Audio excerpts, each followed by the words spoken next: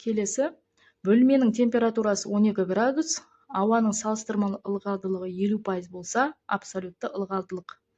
Қаныққан ауа ылғалдылығы беріліп тұр 12 градус кезінде. Енді абсолют ылғалдылық деп нені сұрап тұр бізде? Бұл нұсқаларға қарасақ тығыздық, иә? Салыстырмалы ылғалдылық екі түрлі формуламен келеді. Біреуі тығыздыққа қатысты, біреуі қысымға қатысты. Енді бізде нұсқаларда тығыздықтың несі және берілгенде де тығыздық тұрғандықтан сол формуланы қолданамыз. Берілген жаза. Салыстырмалы ылғалдылық бізде фи әрпімен белгіленеді. Фи тең 50%-ға дейді. Одан кейін бізде қаныққан ауа ылғалдылығы беріліп тұр 12 градус кезінде. Ол бізде 10,157 грамм бөлінген метрдің кубы дейді. Табу керек бізге абсолютті ылғалдылық. Ол бізде ро болады.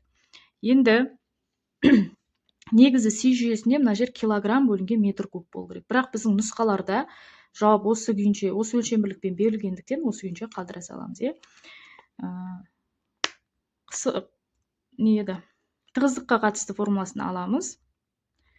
Фи тең ро бөлінген ро қаныққан көбейтілген 100%.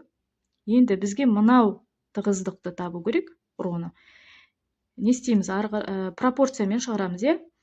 Астында бір бар деп есептейміз. Пропорция бойынша мынау көбейтіліп тұрса, бөлімде болса, екінші жаққа көбейтіліп өтеді. Көбейтіліп тұрса, екінші жаққа бөліп өтеді. Жазып алайық. Ро тең фидің өзін жазайық. Мынау тұрған, көбейтілген ро қаныққан бөлінген 100%. Осыны орнына қоя саламыз. 50 көбейту 10,157 грамм бөлінген метрдің кубы. Бөлінген 100%. Пайыздар қысқарып кетеді. 100 бен 50-ді қысқарып жіберсек 0,15. 0,15-ті 10,157-ге көбейткенде 5,128 грамм бөлінген метрдің кубы болады. Жауапқа сәйкестендіріп дөңгелектейміз. 5,3 грамм бөлінген метрдің кубы болады екен. Бұл жауап бізде Д нұсқасында тұр екен.